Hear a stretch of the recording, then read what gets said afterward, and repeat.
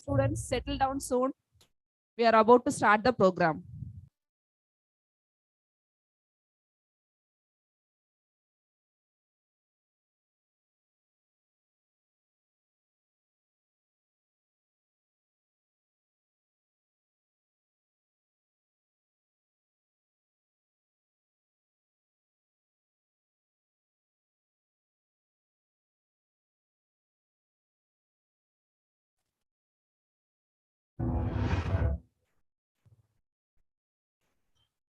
அன்பின் வழியில் ஆற்றல் நிறை கல்வி SA College of Arts and Science.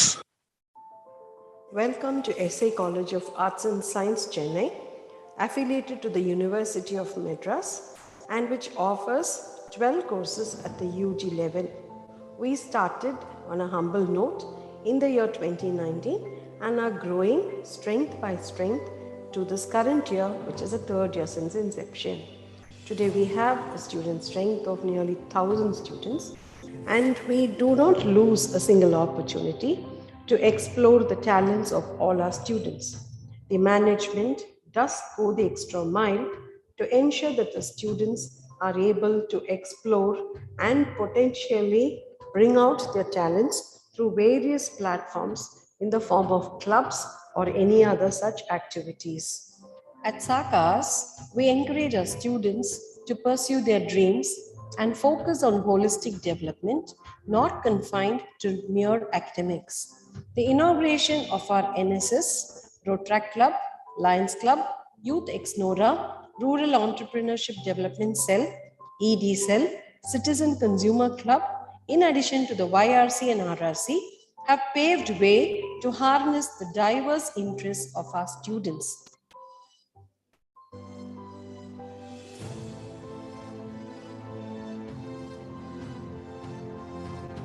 The staff are also encouraged to develop their teaching skills through participation in various academic programs and imbibe new teaching methodologies. With pride,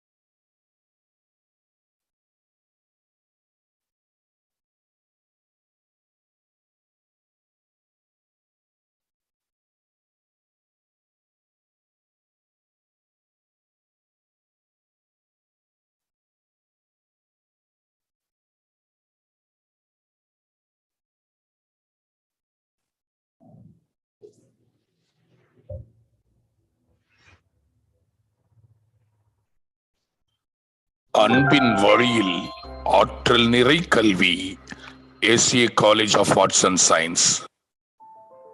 Welcome to SA College of Arts and Science, Chennai, affiliated to the University of Madras and which offers 12 courses at the UG level. We started on a humble note in the year 2019 and are growing strength by strength to this current year, which is the third year since inception. Today we have a student strength of nearly 1,000 students, and we do not lose a single opportunity to explore the talents of all our students. The management does go the extra mile to ensure that the students are able to explore and potentially bring out their talents through various platforms in the form of clubs or any other such activities. At SACAS, we encourage our students to pursue their dreams and focus on holistic development, not confined to mere academics. The inauguration of our NSS, Rotaract Club, Lions Club, Youth Ex-Nora, Rural Entrepreneurship Development Cell, ED Cell, Citizen Consumer Club, in addition to the YRC and RRC, have paved way to harness the diverse interests of our students.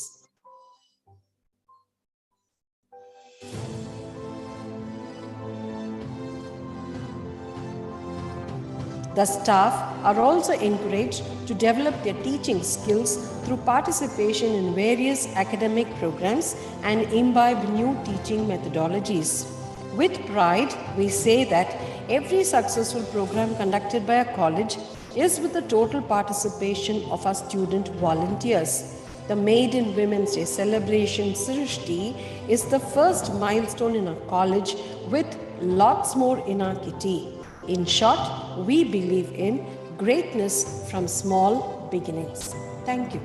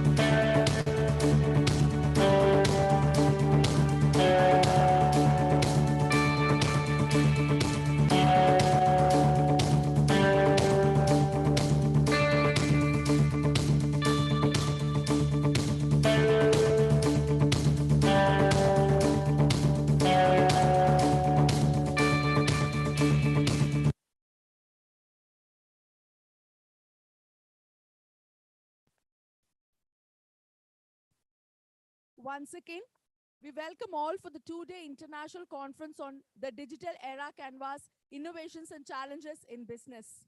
Now the technical panel discussion session begins. The rapporteur for this session is Dr. Gayatri R., educationalist, National Women's Policy Research Committee State in charge.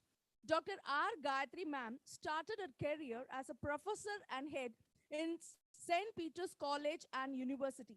She is currently serving as a registrar, Pandey School of Journalism, an organized professional, educationalist, writer, social activist, motivational speaker, media and political analyst with over 22 years of involvement. She is capable in driving academic improvement, youth development programs, executing strategies, and implementing missions. We welcome you, Dr. Gayatri ma'am, to conduct this technical panel discussion session. We invite our expert speakers for the session. Thank you, ma'am. Thank you, ma'am. We invite our technical speakers for the session. Mr. Ashwin Ramachandran, co-founder, CTO, Theo Startup, Berlin. Theo was credited as one of the top 50 mobility startups in Europe by the European Union, which is funded by the top talent investors and supported by European Institute of Innovation and Technology. So Ashwin is also the founder and CEO of Coding Mind Private Limited India, with a vision of helping businesses in the mission of digitalization. He holds a PhD in the decentralization of systems communication for Industry 4.0 from Toronto.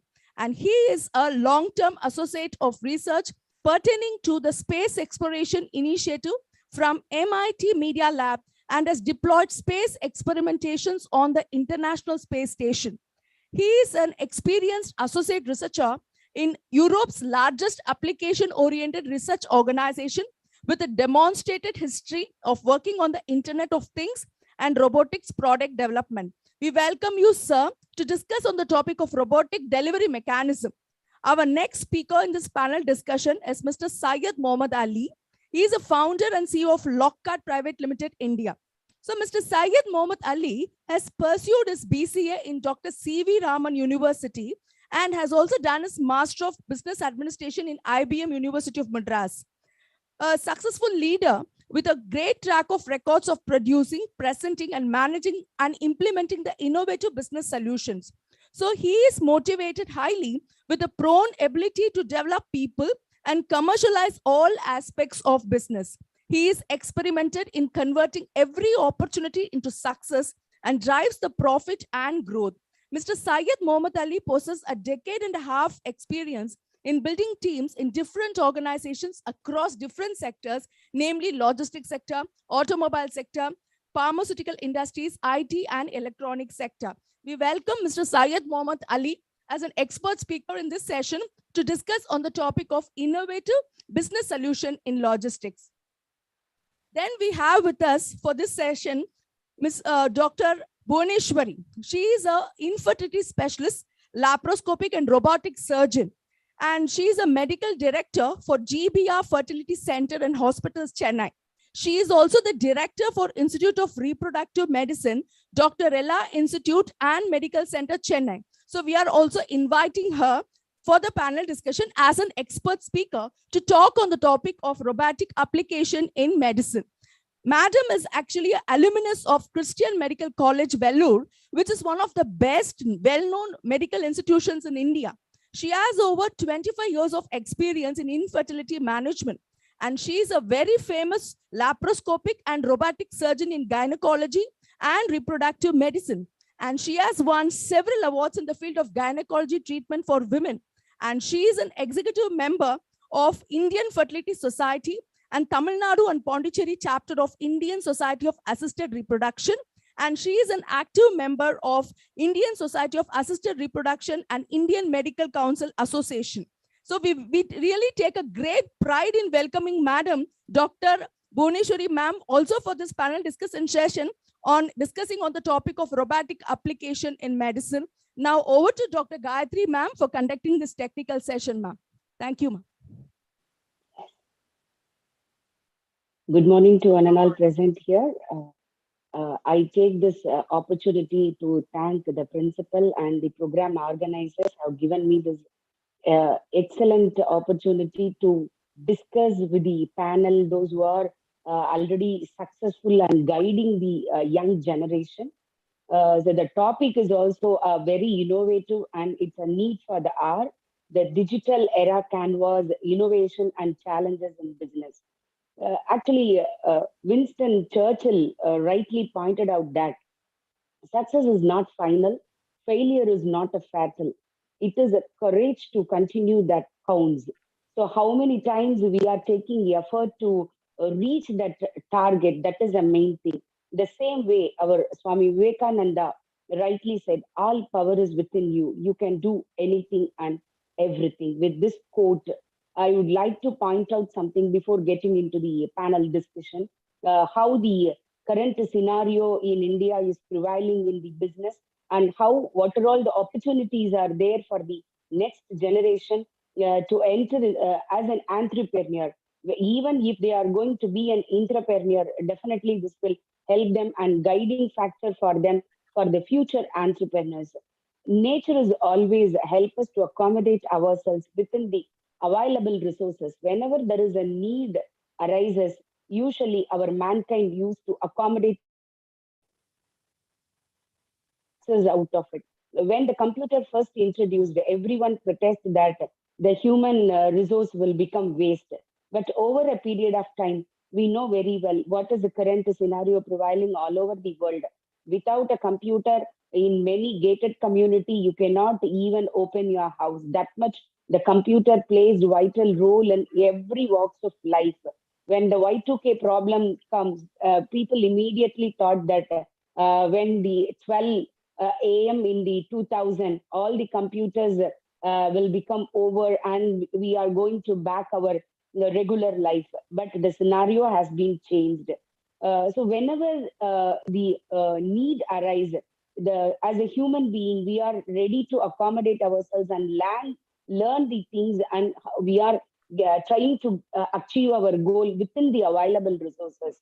So it is not new to us. The doing global business or giving a hand to the foreign business and into India, it is not new to us, because even in the Rajaraja Chola period itself, when our businessmen beaten by the China people and our people, Rajaraja Cholan get hurt, the Rajendra Chola immediately learned how to build a very big ship which can take the thousands of elephants and thousands of horse troop along with the men to fight as a warrior to fight with the Chinese in the 100 centuries before itself. So in this century now, currently, we had faced a pandemic. Even now, we didn't come out of it 100%. So before that, we didn't hear the word curfew, social distancing, sanitizing and all. But this situation, we learned everything and how we have to manage within the house itself, 3 months without going anywhere, how we can manage ourselves. This is what the nature or the environment teaches, how we have to do our best with the available resources. India had taken courageous steps to promote Atmanirbhar during this pandemic, because for every bad things there will be something to learn out of it. So this pandemic has given one very good vision to us, how we have to be self-sustainable. So within that idea, we have learned a lot in this. So many countries lost its faith in China. So next to it, India is a high potential country with 60% of youth. Yeah, encouraged startup. We encouraged startup, stand-up skills. And 2021, India witnessed the birth of 44 unicorns with the value of $94.77 billion. So it's not just limited to certain sectors. We have recognized the startups solving the problems in 56 diverse industrial sectors with 13% of IT and 9% of healthcare and life science and 7% education, agriculture and commercial services, 5% each. So we have our growth even in the pandemic is good when compared to other countries. We are self-sustainable. 9 times it is an increase in number of investors during the pandemic period itself. The Indian investors we have raised up to 9 times, and 7 times in number of incubations. That is a very big thing which will lead to new innovations and other things. In iron and steel, 152% we have increased, and exports of electronic items, 80% we have improved in last 6 to 7 years. The first time in India, we have exported tractors through TAFE. We know very well the TVS family, what they did. They have learned the technology from US, and we started export tractors from India to other countries. Even in the pandemic period, it has been increased to 72%. The marine export products 100% increase during the last 5 to 6 years. India's healing touch for the world exports of drugs and pharmacies. We know very well in the pandemic, we have exported drugs to many foreign countries, some for free and some for business aspects. So investment journey, over 7 crores investors added in the last 7 years in India. Even in Thai market, 30 to 150%, that is 5 times we have increased, because we know very well here before we used to purchase, whatever we purchase, it is made in China. So now it is able for Indians to buy an Indian products in Indian market. That is the great thing in the pandemic taught us, and we started to learn how we have to sustain with the help of other countries. No one is independent in this world, but we have to know that how we can develop the country within the available resources with the help of technology of other countries and hand in hand with others. So Excuse me, Indian consumers, yes, Ma'am, hello? ma'am, one of the speaker, Mr. Ashwin Ramachandran, has joined the session, ma'am. Yeah. Yes. Yes, ma'am. Yes, ma'am. So we have malnutrition to nutrition, we have improved. Likewise, so many improvement we had.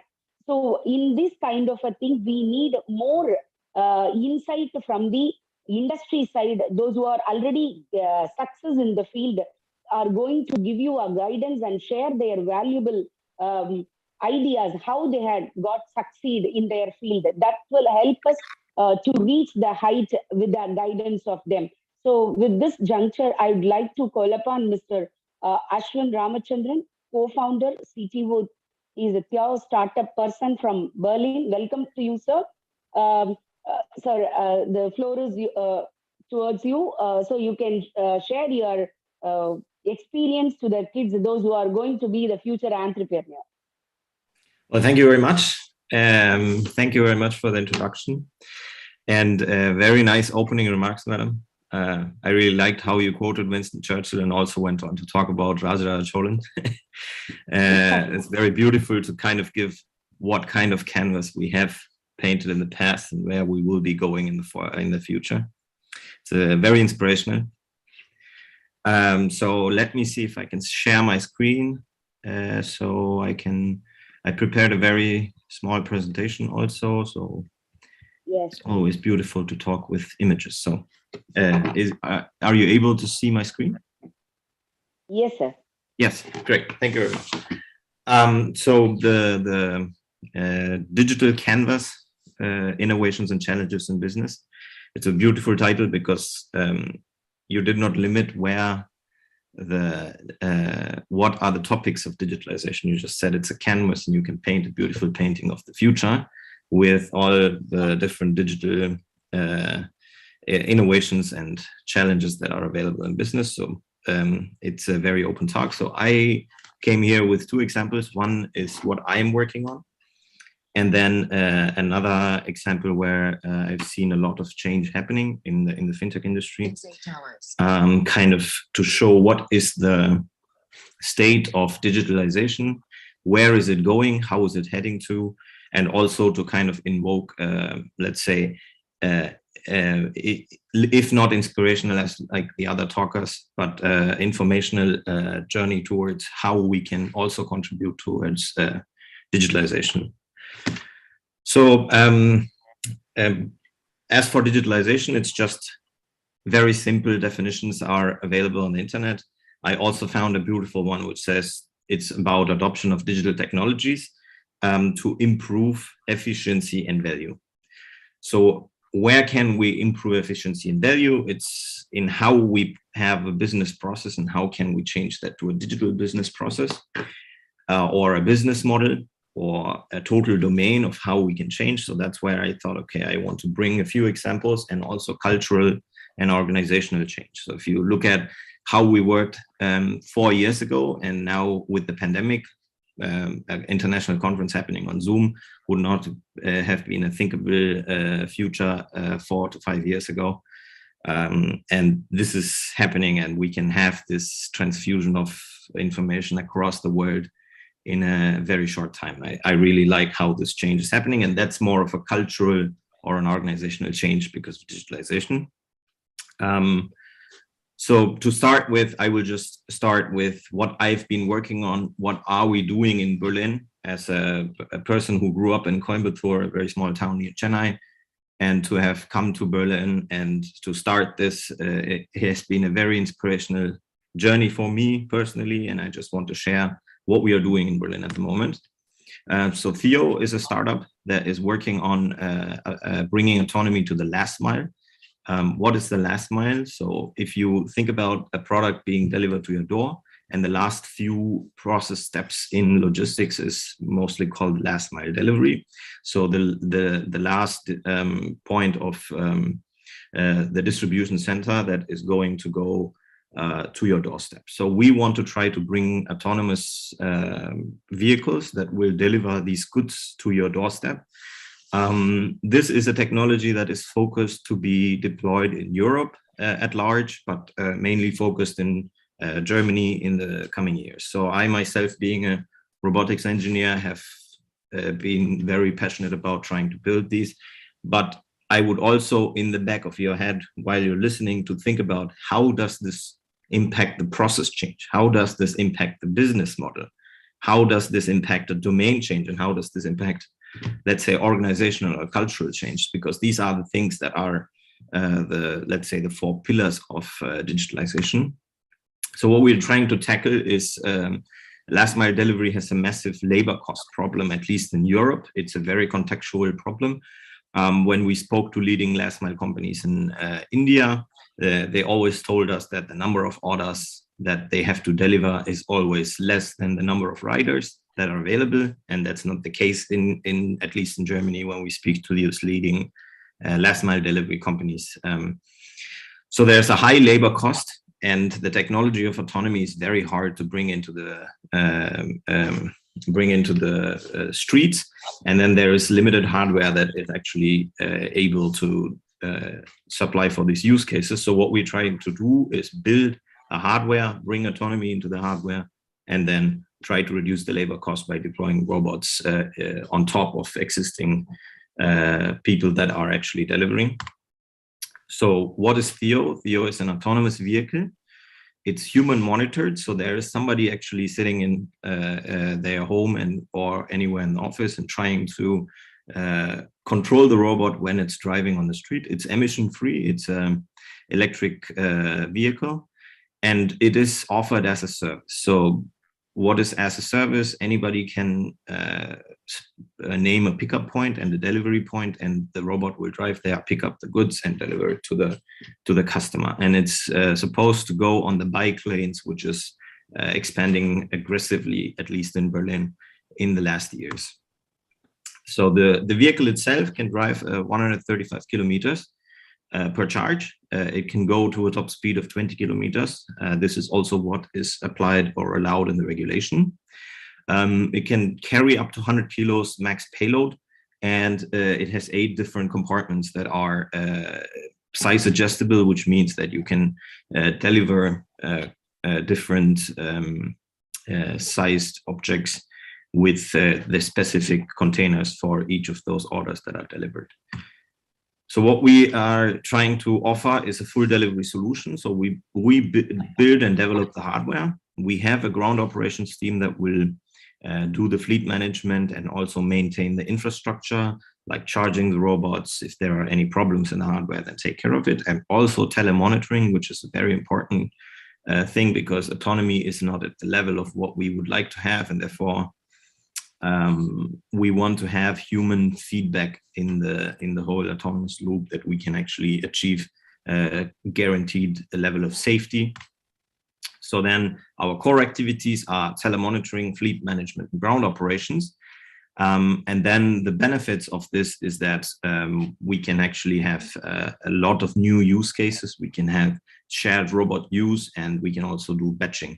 So these are the different benefits that we get with having such a robot in terms of build out in terms of a delivery platform. So why do I talk about platform, and why do I talk about all these things, is also to kind of invoke again the four important parts of digitalization, which is process, business, domain, and culture.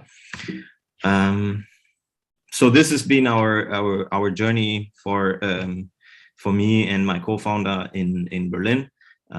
We actually, the one person in the middle with the pink tie, he's a previous German minister for energy and economic affairs, if I'm not wrong.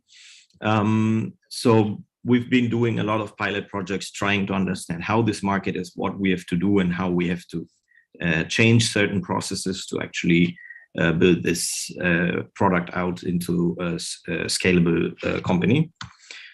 So coming back to digitalization, innovations and challenges in business, what do we think that there will be? What are the changes that we think that will be in having a product like this?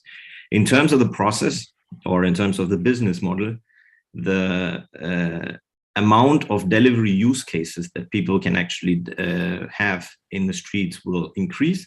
So local markets can actually start delivering goods because there is a robot that is democratic, which can be used by any company in the market, as opposed to a single company that is actually trying to control the market by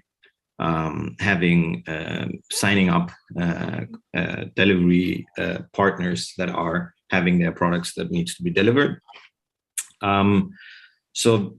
What is the domain change? What we are trying to do is we are trying to bring autonomy to the last mile. And this has been not done in the last, let's say, century. We have post, we've had couriers, we've had recently food and grocery deliveries that are being delivered at home. And all of this has a human component that is very much part of the whole operation. With digitalization, we are able to actually create autonomous vehicles that are able to bring down the cost and change how we think last mile delivery. And this will also increase the number of business models that will be innovated on top of these services. That's what we believe. So when you look at this and look at the trends of how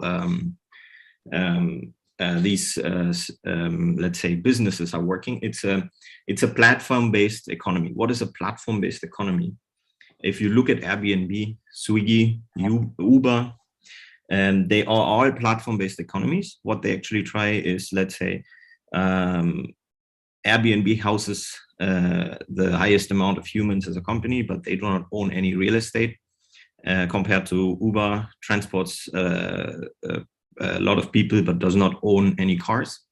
And this is a very important trend that is happening all over the world. And this is because of digitalization. If you look at it, there's always a component of app. There's always a component of, let's say, digital transactions. And all of these things are enabling customers to avail services that are inherently digital. So this will be the future. And when we look at how Theo will progress in this, it is also the case that we will have these delivery robots that can be then summoned by anybody using an app, deliver, and be able to deliver. Open data business models. Here I want to give an example of how the fintech industry is changing, and also then come to my closing remarks as or to discuss the closing remarks of the presentation. So if you look at the fintech industry or the banking industry, the invention of, let's say, the ATM machines has not changed how banks operate, but only increased the number of people that will, let's say, come into the banking industry. So the number of users have increased very much because of this innovations in fintech. And currently what is happening is that there are banks without branches. And now I've been working with a company consulting to help them build a micro credit or microfinancing company where they are able to, just using a mobile app, provide loans to people that are in need. So these are changes that are happening because of open data.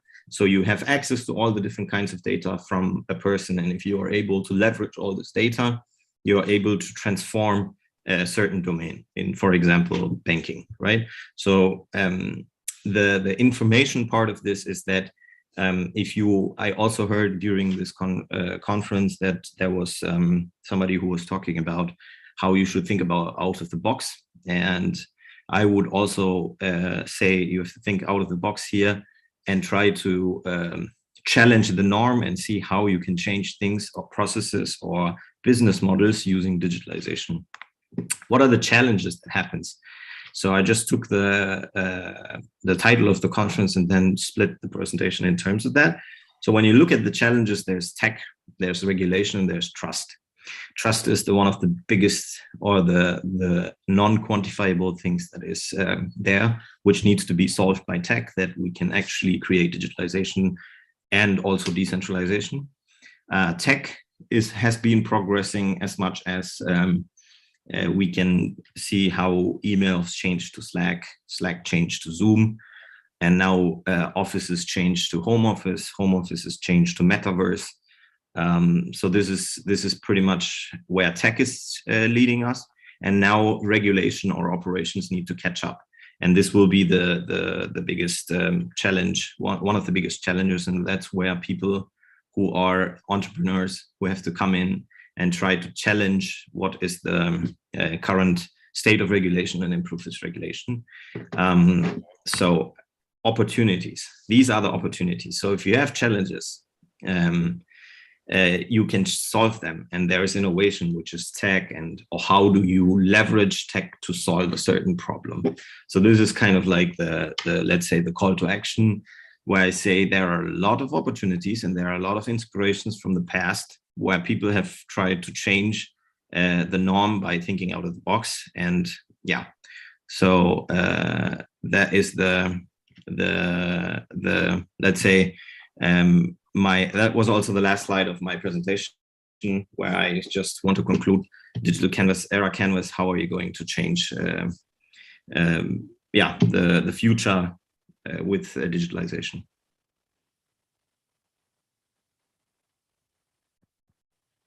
So very excellent presentation, sir. And we are really amazed to see the growth of technology also, sir. It's really amazing, sir. Sir, I just have one question. Please.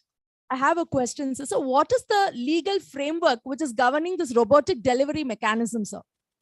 So there are two important things in the legal framework, which is the first thing is safety, and the second thing is liability. So if you have a robot create an unsafe situation in the street, who is liable to this incident?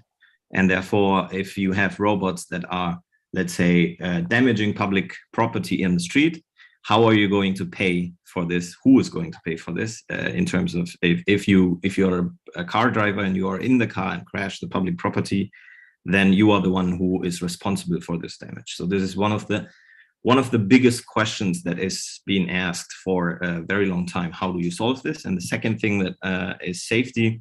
So if an autonomous vehicle is driving on the street and there's an unsafe situation where you have, let's say, an old person and a very young infant baby that are in front of the vehicle, and it has to choose between one of those to be saved. This is a dilemma of which one do you save? And if you're a human, you can also kind of have creative decision-making process, which the machines don't have. So then how do the machines decide, and how are we going to make this future of these uncertainties of probabilities? How do we make this future of with machines together safe and mostly safe? Mr. Ashwin, a question for you. How do you handle customer grievances in this business? Because when in case there's a wrong delivery, or someone wants to return something, or it's not done on time, there are some mix-up somewhere. How do you handle the grievances? Yes, so this is a very interesting question. What we are trying to do is we are trying to automate the last mile delivery. This does not mean that we are trying to automate there will be traditional customer service that will have to support all the customers until these machines get reliable on the streets and making deliveries. This is where a lot of the process innovation has to happen. How do you track a certain delivery? How do you track a certain product is inside a certain robot that is being delivered to this certain person? So this kind of process innovation also has to happen in order to have a very highly reliable system that that doesn't have a lot of those grievances, I would say. Thank you, sir. Thank you, sir, for answering our questions. Thank you very much.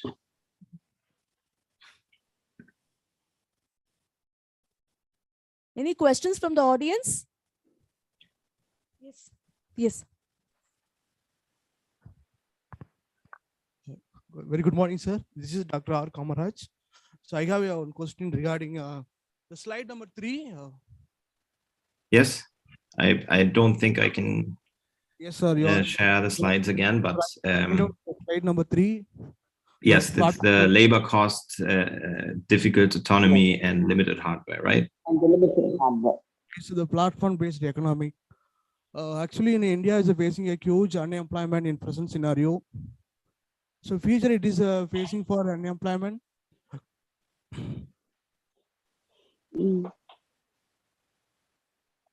No, I can moderate this question. Actually, he is asking that these kind of robotic deliveries will increase more unemployment in future, even the country like India, where we are having more human resources. Am I right, Mr. Kamaraj?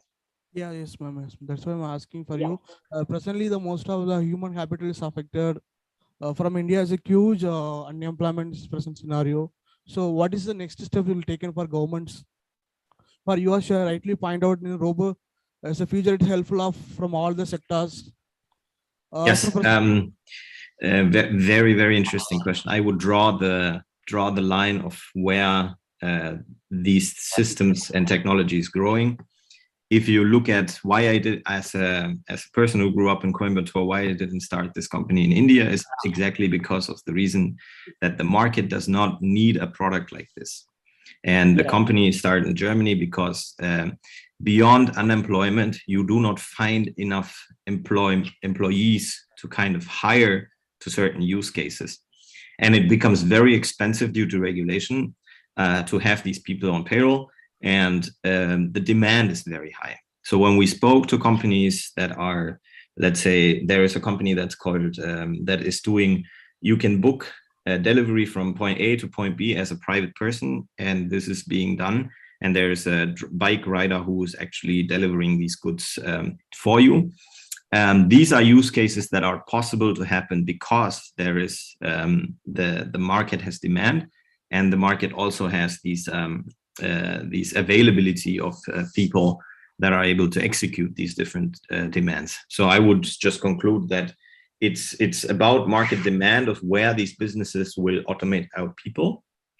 Also with fintech industry, the necessity of having to take money out 24/7 is the reason why we invented ATM machines, and not to automate out the counters. They are still existing, and you still go to these counters to do all the other business executions, right? So I believe it's only going to increase or improve how business is done. Is there any scope for youngsters from India to get employment abroad? At least this is one particular area where there's scope for employment, because Indians are basically considered as cheap labor. So is there a possibility for youngsters? Okay, I would directly say that please do not say cheap labor. No, Talent yes, is universal. It is not, we are not living in a situation where we cannot say that it is Indian labor or American labor, or for whatever country it is. Innovation does not look for discrimination. Innovation is just taking out whatever is necessary to improve, let's say, way of life, business process, let's say, digitalization. So saying that, things have changed a lot in the last few years. People are hiring across the borders. Cross-border payments are very much easier than in the previous years. So you can actually hire people and reliably pay for them. it is important that there is the talent also has a certain level of trust that it offers, which needs to be innovated in a way. Let's say, how do I make an employee who is working in India for a company in Germany, or for a person who living in Germany and working for a company in India? It could be anywhere. We have 44 unicorns. I just want to reiterate that. Unicorns are also very international businesses that are trying to cater for different use cases. So just to summarize the whole thing, anybody can work for anything at this point. It is important that you take all the skills and tools and hone these things to kind of how you put it into work, and how do you use it for building things.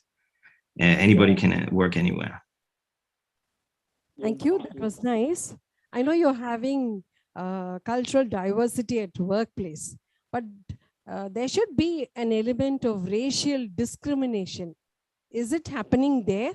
And how do Indians at workplace there get some sort of, how do I say, consolation? You must be facing it yourself, right? Is there any racial discrimination, though there is diversity at workplace?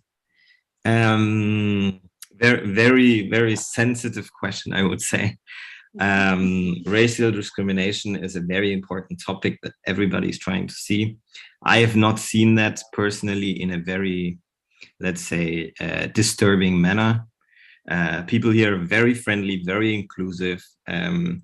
I've represented, so as an Indian, I represented the Government Research Institute in Germany at NASA. So this is the helm of how inclusivity is happening in Germany. And I would only, let's say, be the bearer of the torch to light all the other people with how things are changing and how important it is to kind of say remove the mentality of this. But that being said, human nature is to discriminate, is to understand patterns, is to, let's say, see how two things are different. This is human nature. And I believe that maybe there are certain situations where it's very passive, unconscious, and the reason for awareness is important to change this. But that is nothing hard to deal with, and it's also easily, let's say, it's not the hardest thing when people do not know, and if you tell them that they understand that you're hurt, or if you feel different than how they feel. So yeah, personally, I haven't felt that in a very strong sense, and this is something that is changing a lot. I would say if I don't know, I'm here for 10 years, and in the last 10 years, I've pretty much seen inclusivity everywhere. And Indians are excellent people with great discipline and great talent. I've only heard good things about Indian people here, including me. So thank you very much, Ashwin. Your answers were very apt, and I think you were very choosy about your words. But yeah, thank you so much. Yes, thank you. Thank you very much. Diplomatic. On behalf of students, I have one question. Yes, please. Yes. So in India, you know very well, we are having separately robotic courses now, apart from BE Mechanical. And BE Mechanical, one of the elective paper will be robotics and all. So how in the employment profile you people are preferring the person one who has completed any course alone will be enough, apart from skill. Sometimes we need the degree, no? So is there any such rules and regulations are there, or the skill set will be given importance in the robotics, because it is a developing side in India. Many people are doing artificial intelligence, robotics and IoT. As you said earlier, the students are doing, apart from their degree courses, they are doing 6 months or 1 year course. Will it fetch a benefit for them at the end of the course to join these kind of job? How? Okay. What is your suggestion to the final year students? What kind of thing will help them to get employment at the end of the course. Yeah. You know very well, As, in India, at the end of the course, everybody should have the campus selection. That is the only criteria we people are working on it. Though we are talking about entrepreneurship and all. So what will be your guidance to the next generation students? Yeah, there's only one thing that has reminded me every time I try to do whatever in my career. It is always, if you think about it from the point of an employer, as a person who also has founded a company in Germany, I only look for people who bring value to the company and are able to perform tasks that are directly impacting or contributing to the growth of the company. So that being said, the person do not have to have credentials, does not need to have a reputation of, let's say, where they studied, what they studied, how they studied, whatever. If they are able to demonstrate skills that are necessary for the company, and if they are able to think in let's say, the basis of first principles, that are the most important things for anyone, to let's say, if not find a job, then become an entrepreneur and be an employer, right? So yeah, the only thing is talent is acquired, it's not inherited. So everybody can do anything if they set their mind towards it. And then the question is, if you are wanting to contribute on a certain field, then just improve your skills for that. I don't know if I've answered it, but it was way beyond the scope of my experience. Excellent answer, really.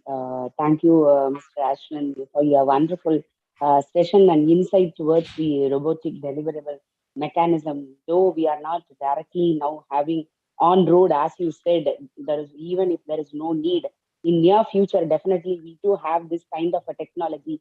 So I hope you people can guide our students also how we can take these kind of a technology into India and work it out on road and soon. Thank you. Thank you very much. I have one question.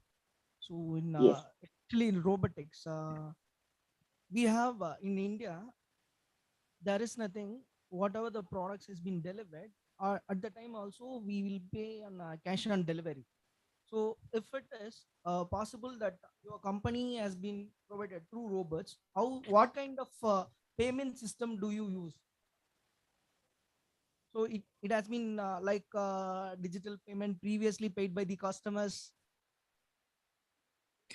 If I have to understand your question, how are you making digital transactions when there are robots? Is that the question? Yes. So yes. while starting the product. Yes. So as pertaining to our company, we are basically integrating this as a service to existing delivery providers. So for example, in India, it's Swiggy, Zomato, all these people. So what we try to do is we integrate our robots into their platform. And we are basically having a business model that's B2B. So we are interacting with these companies to kind of understand where to pick up and where to deliver. And we just execute these deliveries and we get paid per delivery from these companies.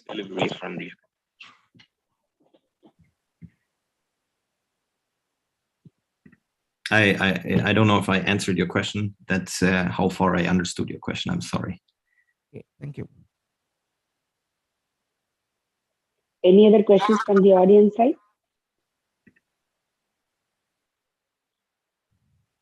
No, madam. Good. Yes, thank you. Thank you, Mr. Ashwin. Thank you very for much. joining us in this wonderful session. Thank you. Well, thank you. And I hope I infused a little bit of information and inspiration. And thank you very much for the opportunity, the college administration, the Satya madam, and everyone else that was trying to organize this event. Thank you. Thank you. Thank you so much. Thank you so much for your excellent presentation, Ashwin. God bless you. Thank you, sir.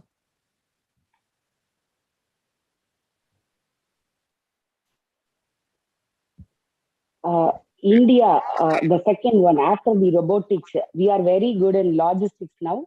Sir rightly pointed out many points how we are delivering Zomato or Uber or Ola.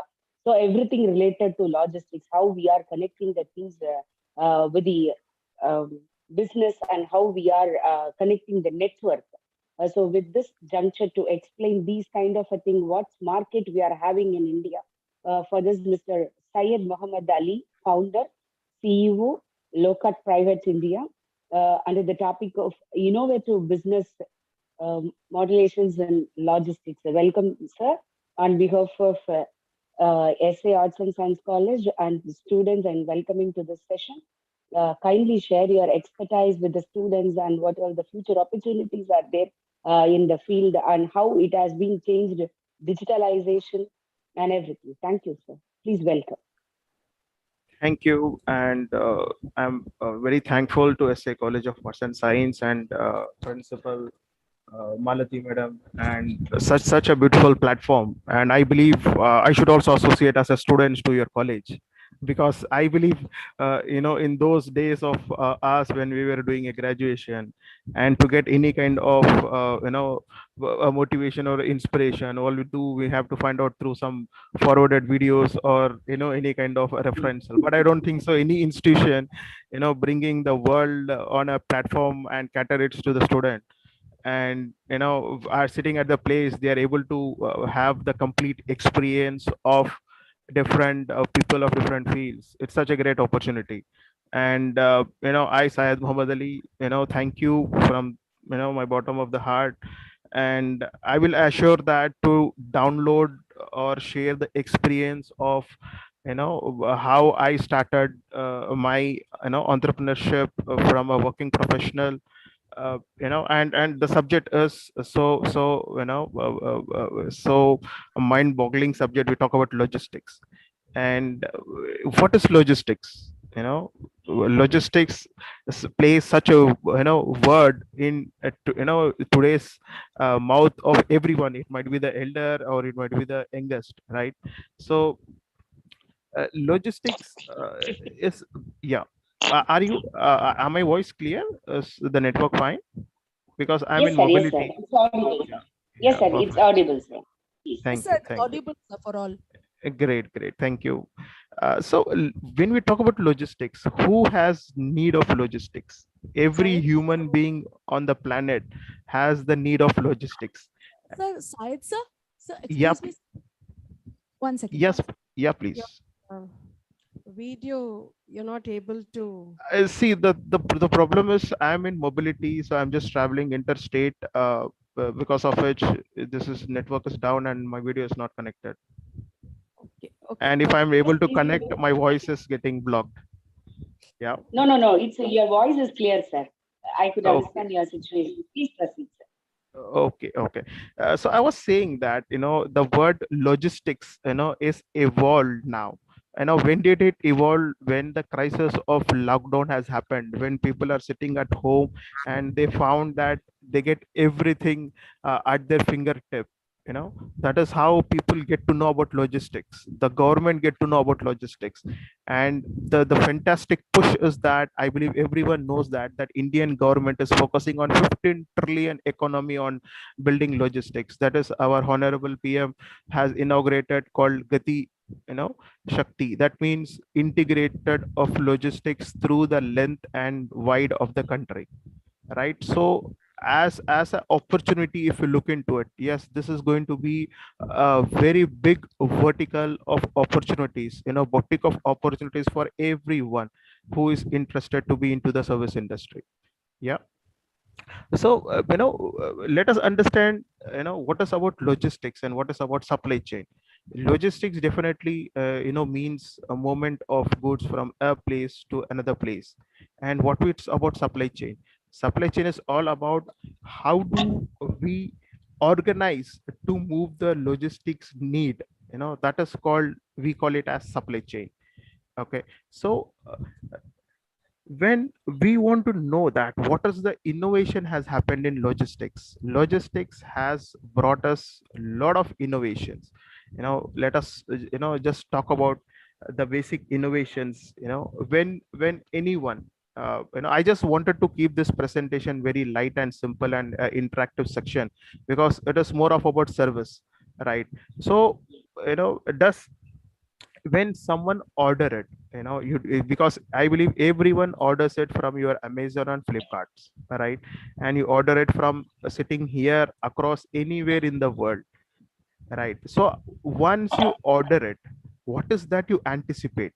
You anticipate, your mind, heart and soul, anticipate to know where your shipment is. You feel like, okay, I have seen this particular item and I want this item to be in my hand on the next second, on the next minute of ordering. That is what we feel. We want to feel that, right? Because one is that you're, ordering something out of lot of research and lot of homework and putting a lot of time, and then you are paying for it, and then you feel that you get the best product, so that you fulfill your expectation of ordering. So logistics plays a vital role here, right? So the moment you order it, what happens? The order goes and the order get packed, and from there, the transportation happens. And in this transportation, if somebody is just saying to you that, okay, your shipment is ordered, okay, and you have to wait for 10 days. So what will happen? Your curiosity, your interest, your liking towards the product will kill within yourself, right? You want to know the visibility. That is we called as tracking. In logistics terminology, we called as tracking. You want to know the visibility of your shipment. Where is my shipment? The moment you order it, right? So innovation has played one of its biggest role to give you visibility. The moment you order your product, from there, what are the traditional methods in this the visibility was happening? If you look into back a decade where technology was not there, in anyone just go and book a consignment and they will tell, okay, your consignment will get delivered in 7 days and 10 days of time. So you will keep with a mindset and you will come back home and you will wait. Okay, on the 7th day again you will go and check, has this reached? Then they will tell, yes, it is reached or not. Then what happened? Your call centers evolved. Then people had telephones at your houses and used to reach out to the call centers asking, hey, where is my shipment? Is it delivered or not? Then they give you the update. Then web-based trackings initiated. In this web-based tracking, people who had desktops and who had laptops used to do the tracking. And today, everybody has got mobile and everybody is able to locate your shipments on real-time basis. Every activity, every minute level activity of your shipment is getting traced, getting watched by yourself. You are able to figure it out, that where is my shipment. Just imagine if you are ordering a shipment which is from Amazon, it is coming from Delhi to Chennai. Every minute, every day you just open your app and see, where has my shipment landed, where has my shipment reached, when am I gonna get, so you are able to, one, plan, and then two, define, and then three, meet the purpose. So what happens is, here your time is consumed, your energy is consumed, and this helps you to focus and plan for your executions in much better way. This is one of the biggest innovations which has happened in this industry of logistics. We call this as visibility and tracking. And today, in this fast moving world, logistics plays a vital role into everything. And I believe a speaker before, Ashwin, was talking a lot of things about last mile delivery and the robotics, what is going to come in and all those things. So I will touch out all those subjects at the laster end of my version. Okay, so today, we talk about logistics has got everywhere to play. It might be your agriculture sector, and it might be your pharma sector. It might be, your automotive sector. It might be your, clothing sector. Everywhere, the logistics plays a vital role. And now, if you let us look into it, what are the innovations which are happening? We are talking about drone deliveries. right? Where the human interference is going and the drones directly drops the shipment at your given location, so that you will not get number of calls from the delivery agents. You need not to wait for your shipment to arrive. But if this is happening, okay, so what is the boon and what is the cost of it? That also let us understand on a constructive manner. And in India, a lot of logistics companies, with a recent push from the government, lot of logistics companies are creating lot of innovations, lot of R&D centers are coming up here. And a lot of I would say mechanical yeah Please proceed, sir. Please proceed. yeah a lot of innovations are happening in this sector. Okay, when we talk about technology, uh, before this industry was a very traditional industry. Logistics means people knows about couriers, okay, people knows about parcels, people knows about transportation. This is not logistics. This is a part of logistics. Logistics has got different ways of product. It might be the courier, it might be the parcels, it might be the transshipment, it might be the air cargos, it might be the sea cargos, it might be the chartered cargos. Okay, so in this lockdown, people sitting at home, everyone has experienced the need and necessity of logistics, how important it is for us. Just imagine a population of 140 crore population sitting at house and ensuring that the basic necessity supplies of yours are intact and reached at your house. It is not just a simple thing.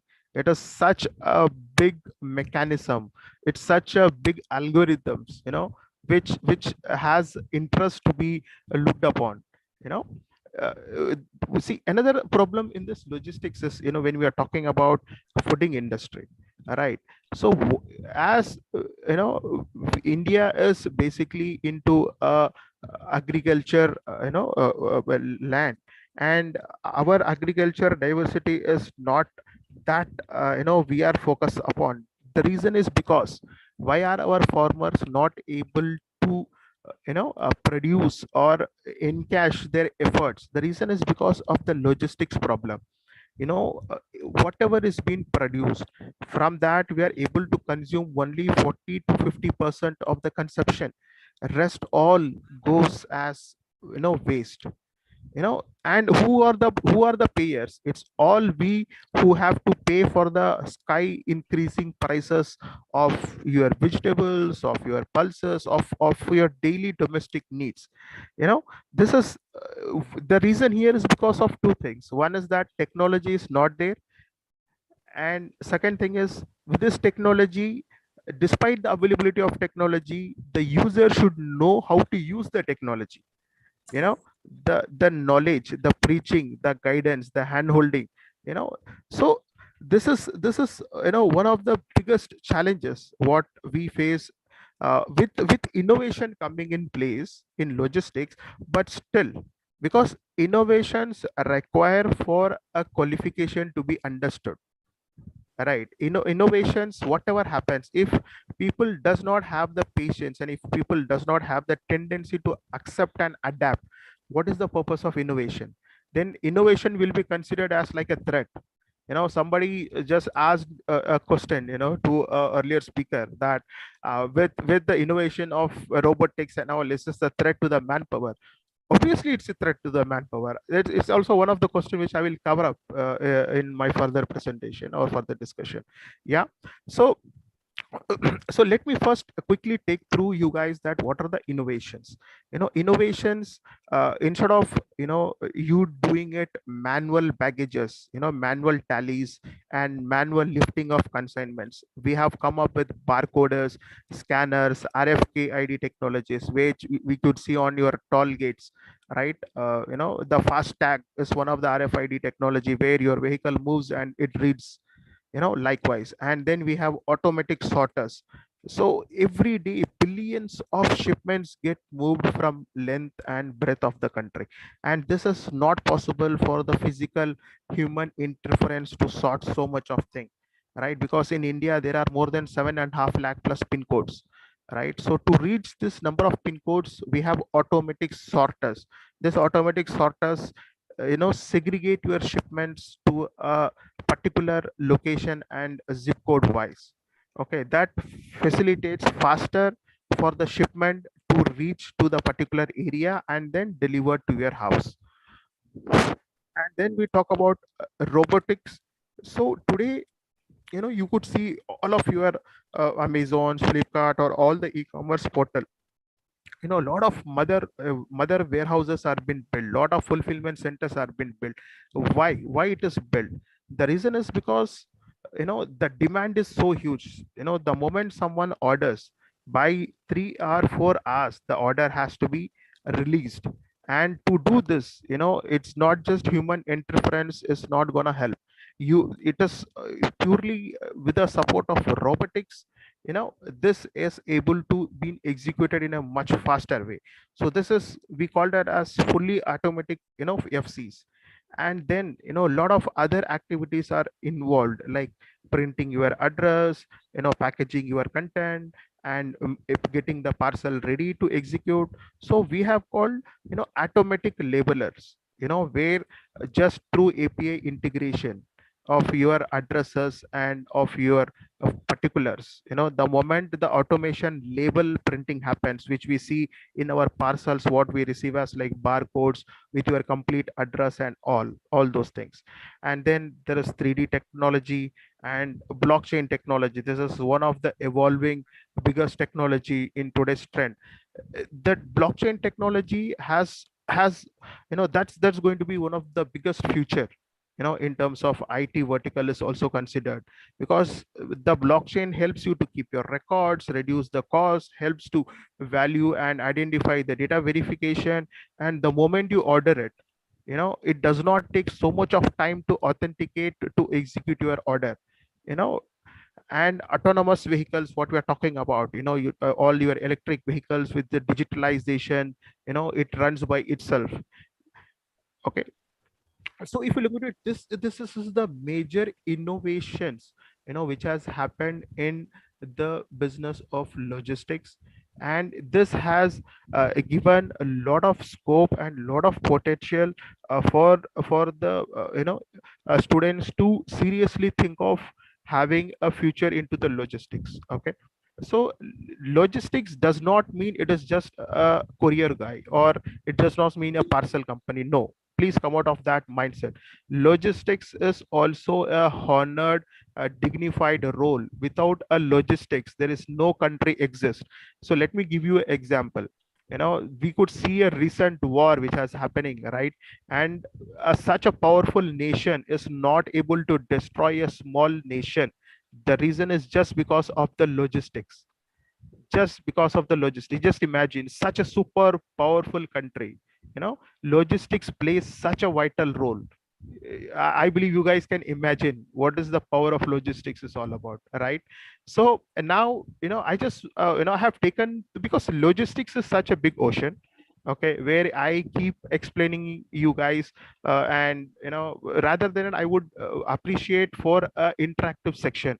What you want to know about, you tell me. I will try to share out my experience on the particular subjects. Yeah, over to you guys. Thank you, sir. Any questions from audience?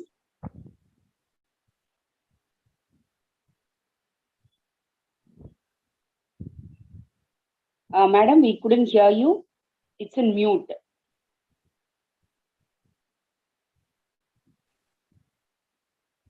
Ma'am, am I audible, ma'am, now? Yeah, loud and you clear, are please. audible, ma'am. The Yazak's videos is in mute, so we couldn't hear the question. Ma'am, my question is actually, what are the best practices that to be followed in order to maintain the sustainability in logistics and supply chain management? What are the best practices that need to be followed in order to maintain the sustainability, environmental sustainability aspect? I want to touch on that pertaining to this logistics and supply chain management. This is a question which has been posted to our speaker. Okay, Yes. great. Thank you. So when we talk about sustainability, sustainability has a different parameters: sustainability of the vendors, sustainability of the user, sustainability of the service provider, because there are three stakeholders, right? As I said about logistics is movement, somebody moves the shipment and gets delivered to someone. And the mediator is the logistics company. So sustainability of three people here. So sustainability towards the nature, first the vendor, whoever it is who's shipping this consignment, what is his sustainability, how is his sustainability actual consist of. So his sustainability has to be there, and his sustainability has got a visibility, right? First the sustainability attracts a visibility. The sustainability attracts the damage, the criticality, and the way in a safer mode or a safer channel it is handled, and then these are the two major aspects for a vendor, for a supplier, or for a shipper, which we talk it out in our logistics language. And then the sustainability of a service provider, unless and until the the service provider operates it in a processed, in a aligned, in a safety measured way, the sustainability of him is again a question mark. And again the user, if the user, if the first and the second vertical people are taking a lot of initiatives on the sustainability, on the third user, if it's not getting the product intact in a safe and sound condition and in a healthy condition, again I believe, don't think so that even the user will be having the sustainability patience to sustain itself, right? So if you talk about sustainability, yes, because as I said, this is not just about a particular person, this is about from A till point Z. Yeah. So there are different stakeholders which are involved, and the common motto of this sustainability is the satisfaction. The satisfaction of the shipper, the satisfaction of the consignee, and the satisfaction of the the logistics company. Yeah. Yes. Mr. Syed, I have a question for you. Please. Can you give us any two examples, practical examples, what you're following, of any green practices in your organization? Any two green practices in your organization? See, we provide a strongly, see, first what we make it as a practice is that we do a complete package analysis of of a shipper. Let us tell you that a lot of people are spending a lot of money on the carton boxes, that is of 3-ply, 5-ply, 7-ply, and all those things. So when we look into it and we say that it is, if it is more than 7-ply, we give them the leverage, we pass on the benefits of reusing those things, reusing those packaging items, and we bring them back to the shipper at a minimum waiver price.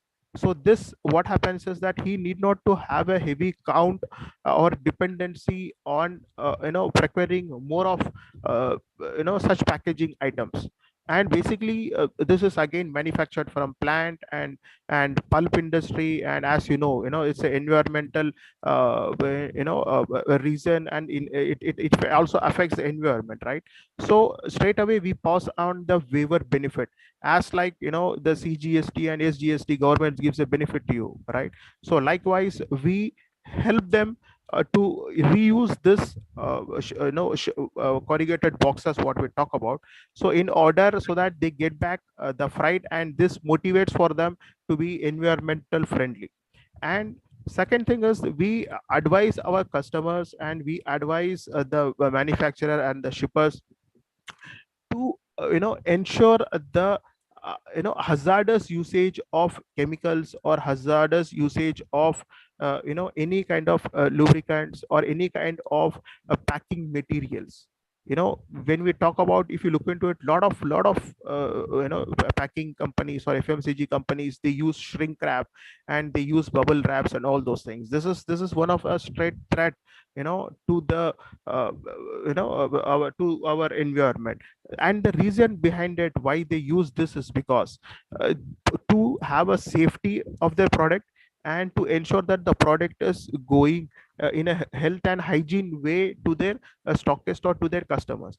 And if I, as a logistic company, if I am assuring a set of protocols and processes to be followed, and if I am assuring you that please do not use this, and I will ensure that your shipment is reaching in a health and hygiene way, so, and I prove it and I deliver it, and the moment you will the moment you test it and the moment you feel it, the moment the multiple deliveries are happening, then you will by default not use such kind of products. So these are the two major initiatives what we target for bringing a healthy environment. Thank you, sir. Yeah, pleasure. Yes, sir. Sir, before concluding the session, I would like to please. have one question. Yes, sir.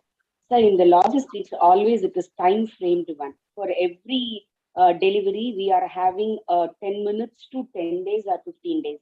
So when we are fixing a time, definitely there will be a stress buster or something will be there to safeguard them. So that may lead in recent days in India, we are having Zepto. 10 minutes it will be delivered. I'm giving you a least example.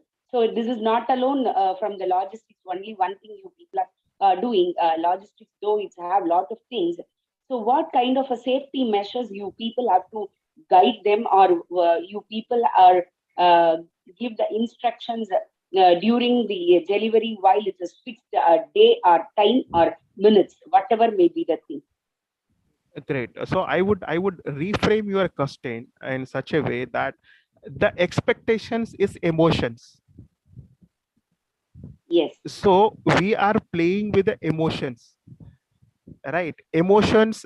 So you talk about, as you said, you spoke about TAT, that we call as transit average time taken to delivery or consignment.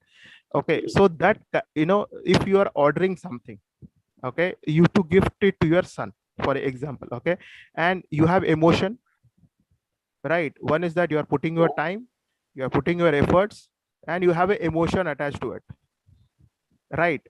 Anything in the world can be pacified, but emotion cannot be pacified, right? So logistics plays a very vital role to pacify someone's emotion, because emotion has got in a positive way or in a negative way also. If somebody is ordering watch, that is a positive emotion. If somebody is ordering medicine, and if it is not reached on time, that's a painful emotion, right? So when we are talking about this TAT, yes, life is life is like a rat race in this industry, right? It does not see rain, it does not see any weather, it does not see any political disturbance, it does not see any single thing, right? It just sees where is my shipment, when am I going to get my shipment, simple. Yes, right. So here what it is, so as a practice in the industry, what I believe that, as you said, like Zepto 10 minutes, right? Yes. And there are so many kirana shops near your house where you can take 2 minutes walk and you can get it a packet of lace and a packet of chips. But why do you want Zepto? Right. So setting example, what happens is, see, every industry has become a commercial, right? So you are thinking, okay, if I order in Zepto, 10 minutes can be matched, but what is that they are selling in Zepto?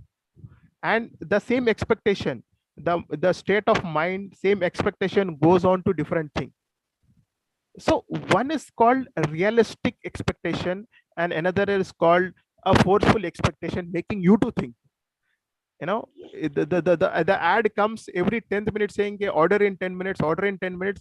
The expectation goes so high, right?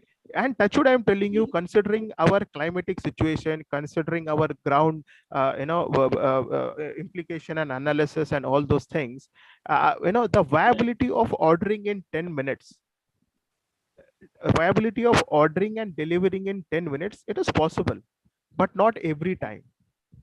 Yes. Not every time.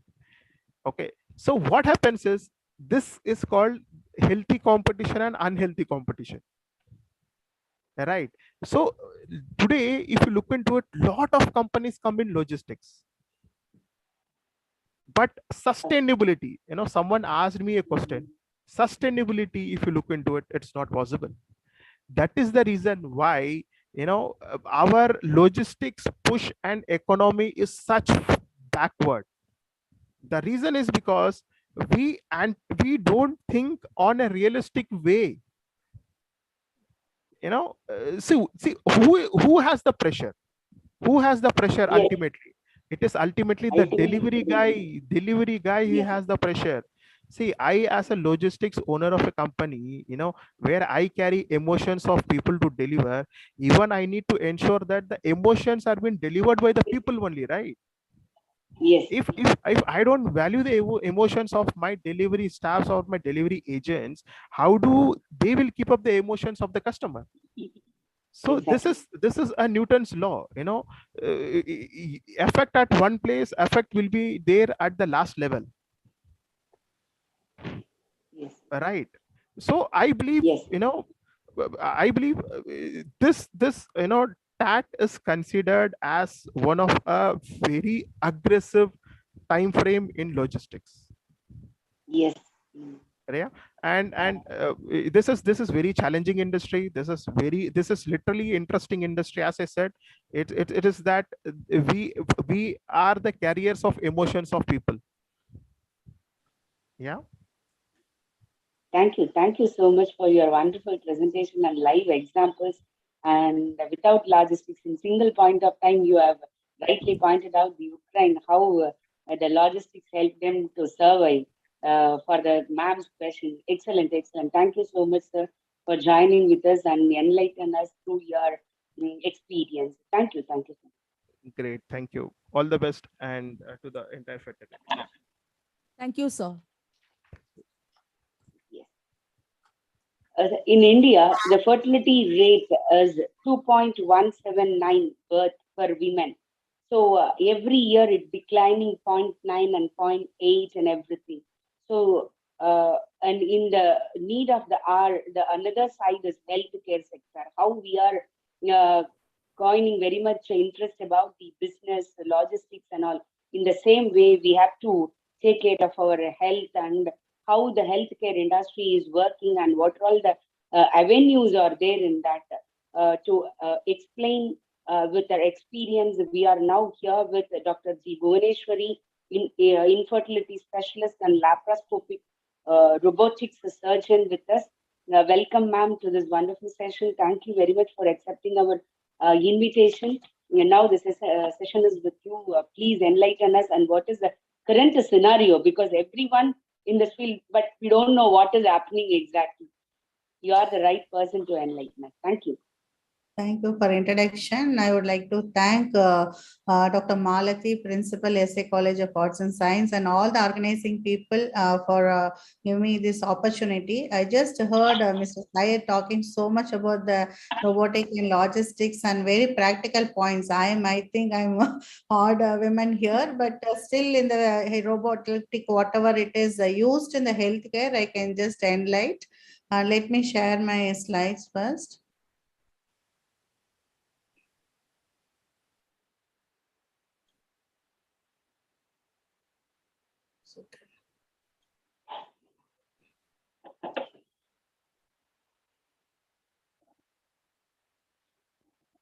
Just give me a second. Yes. Are you able to see? No. Yes, ma'am, we can see. You are able to see? No, ma'am. Okay, 1 second. No, ma'am. We cannot see your slides. Okay. You are giving me permission to share, no? Is it? Okay. Yeah, they have given, ma'am.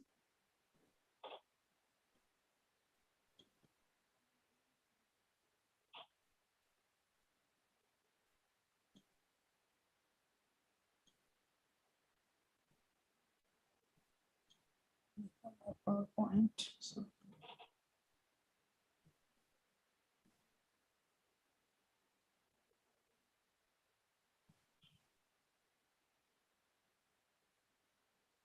Ma'am, you are in mute, ma'am.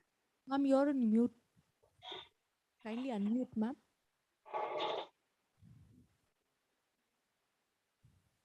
No, can anyone help me? Because I'm already opened my presentation and I'm trying to share, but it is not showing there.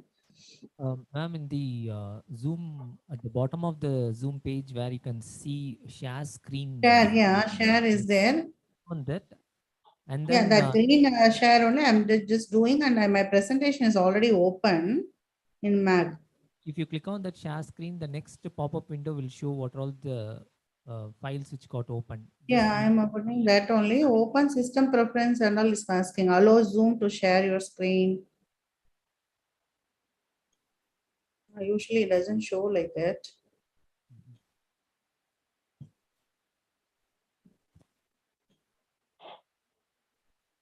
My presentation is open. Okay, ma'am. Ma'am, if you click that in single time and in the right side corner, you could see the share button. If you click Yeah, it, mine, it the will be share screen is there. Share screen is there. When I'm opening, one participant can share at a time is coming. Okay, well, I'll just click multiple. yes, ma'am, you can have multiple. No, no, it's not necessary because we are the host, I think, now. You are a co-host, ma'am. You are having that right. You are having that right. Okay.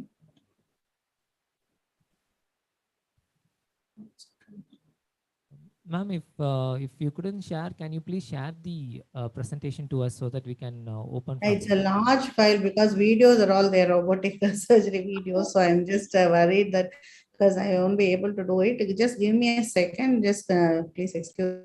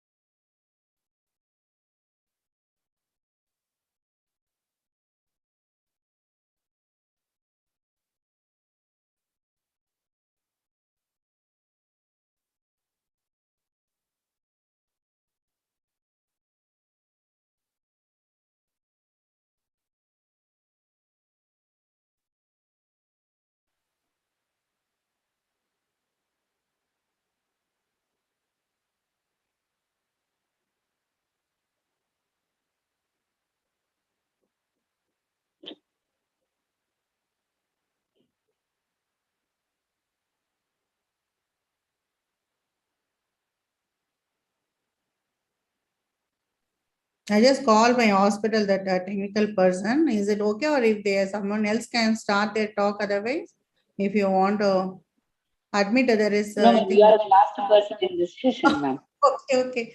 So just 2 minutes. Is that all right? No problem, ma'am. Yes, ma'am. Yeah. Ma'am, you can share your views commonly by the time if they are started, it will be easy, I think. Yeah, say when you're talking about the robotics in healthcare, you know, there are so many areas we are using robotics in healthcare. If you take like, no, in a medical field, there are empty number of areas we can use. As he said, that logistics, mainly the manpower and communication is two things now we are lacking in the even healthcare system. That's where the mistakes are happening between the patients and the provider. So the both the ways, if you take even from starting from the registration of the hospital patient to the discharge process, there are a lot more things are there.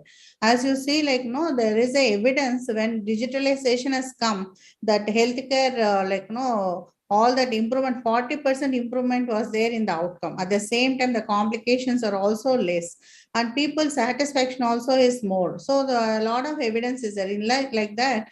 artificial intelligence and cognitive computing has come into the healthcare system, which help the surgeons or doctor and also the patients.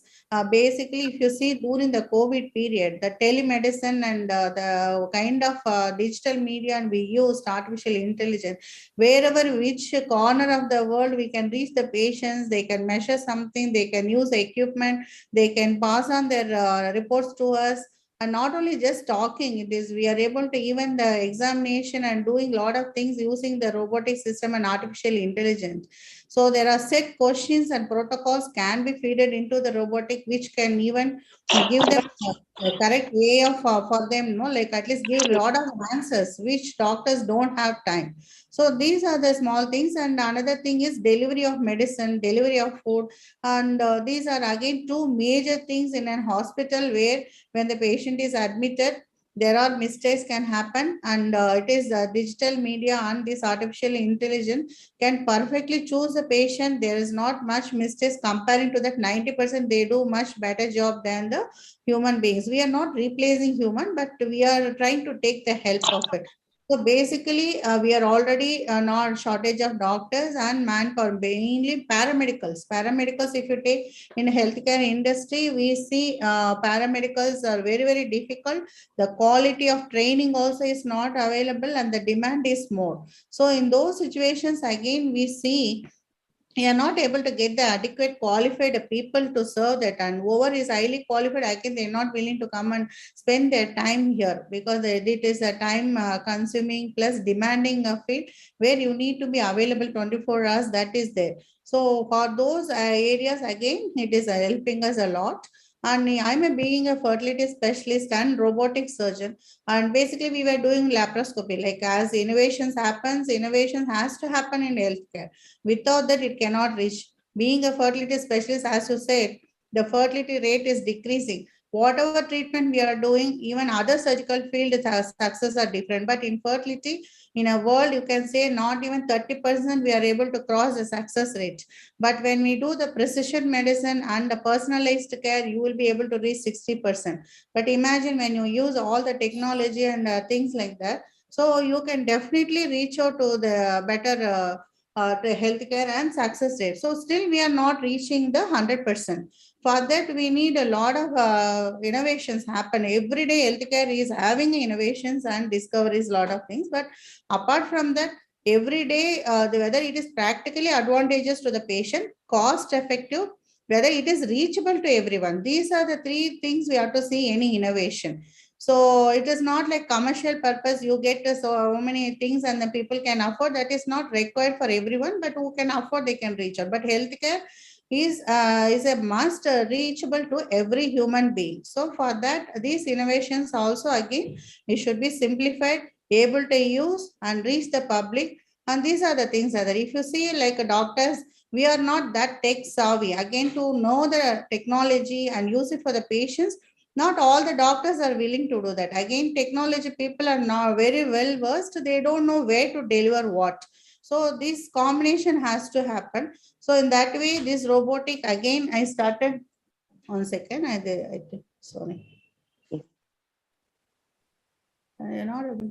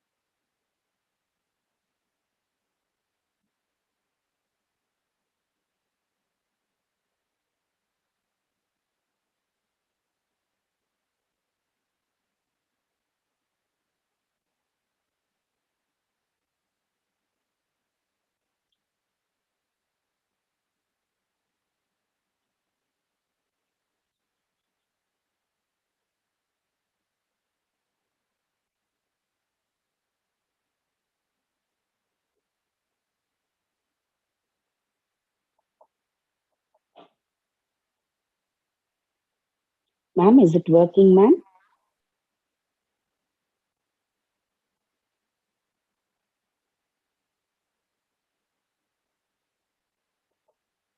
Yeah, I just got it. Just a second. Yeah. Wait, my video is not open. Okay. So now.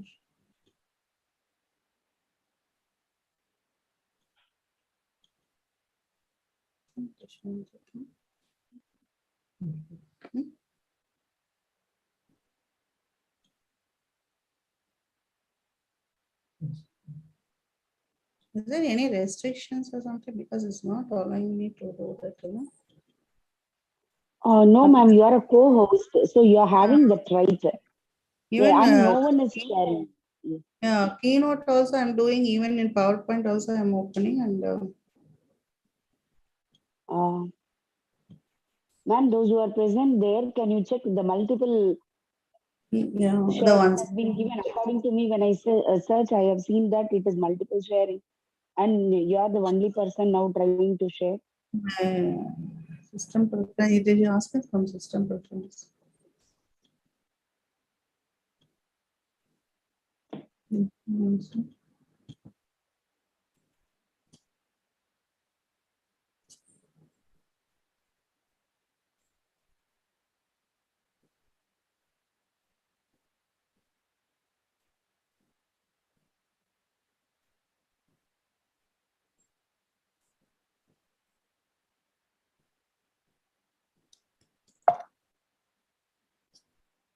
Yes, system preference website.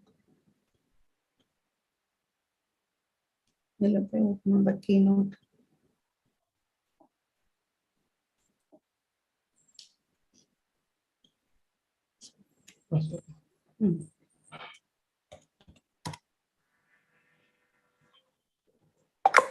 No. This is not.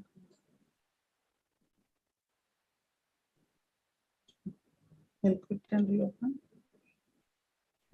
I just leave and rejoin, no? 1 second. Yeah, yes, ma'am, please, ma'am.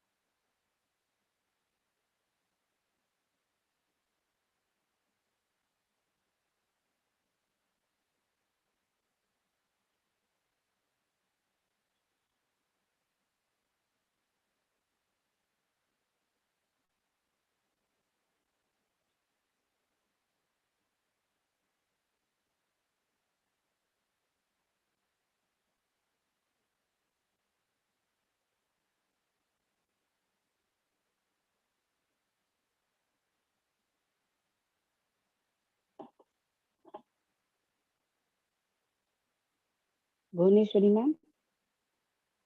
Yes.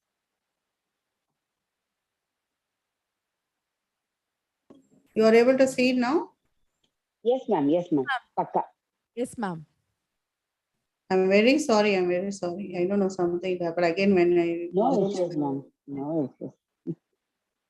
so the slideshow, is it okay? Screen space is okay now? Yes, ma'am. Yes, ma'am. Yes, ma'am. Okay. Slideshow mode.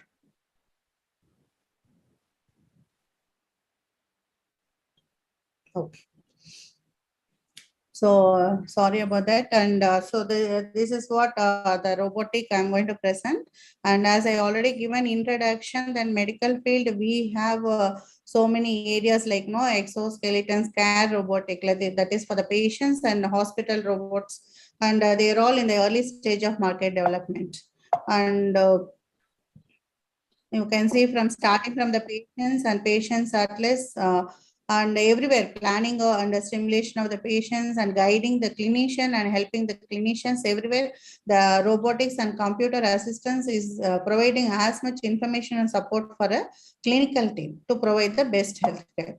So And timeline, again, the robotics have started because you are having a lot of topics. You would have heard it from the 1980s. It is started for a neurosurgery department, and then slowly it is developed. Now almost Da Vinci from the Intuitive company has taken over, and even the whole module of a theater and healthcare, whole hospital is under the Da Vinci system. You can make it so that everything digitalized and computed. And you can see in the last video how the future hospital would be like. So now the development is definitely, it is inevitable, because we need to have a logistical progression, and we need a more automated and to create a less human errors.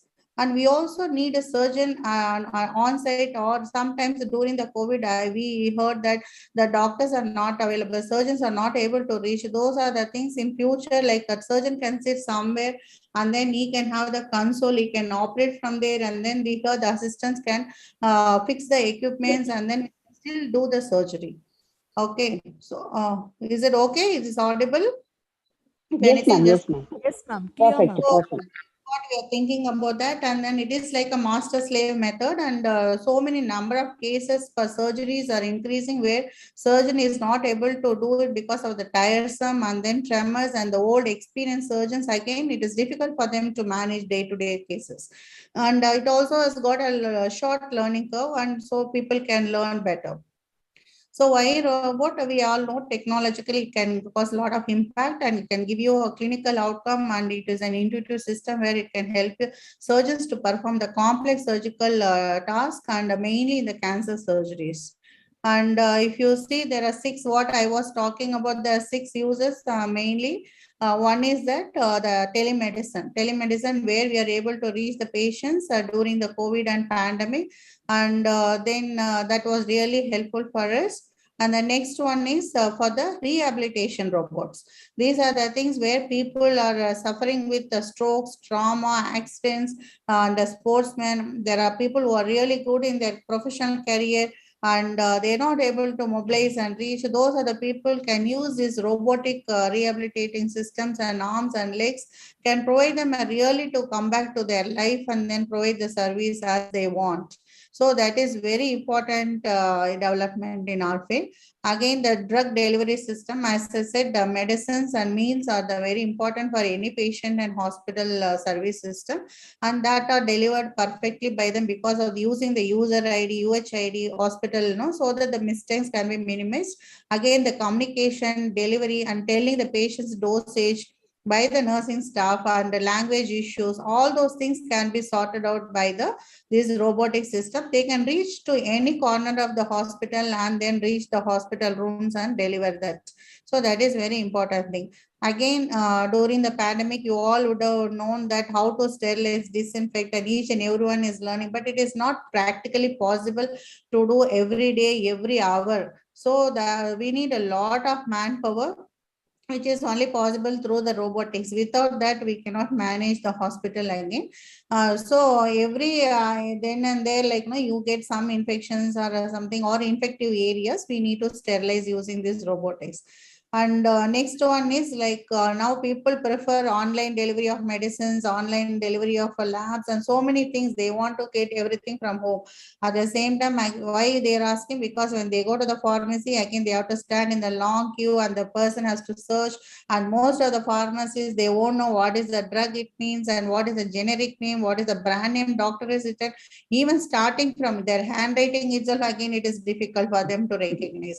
So these are the difficulties. People are very much fed up, and they go to the online, try to get, even if they come to the hospital for treatment, they don't want to waste their another half an hour waiting for that and searching for that, whether they have stock or not stock. And so better for them, they go home and then sit and deliver. For again, for that, to reduce that, so hospitals will lose the business because of those things. Again, that these kind of robots can help that pharmacy to identify generic drugs, so it can be fed, and then what is the stock numbers, everything can be fed into that, and then they can fast moving, and they can do it tirelessly for even 12 hours. So that kind of development can help us. And if you see the surgical, this is my field because I am basically a surgeon. I love to do surgeries, and for us, surgical help many times your assistants will be training, and after some time they have to leave for certain things. And then every technology learning and training, it's a teamwork, it's not one man show. If you have a 7-8 surgeries, you can't do everything by yourself, so you need people to help you and then assist you. You do the main steps, and the next thing can be started, like those are the practical problems are there.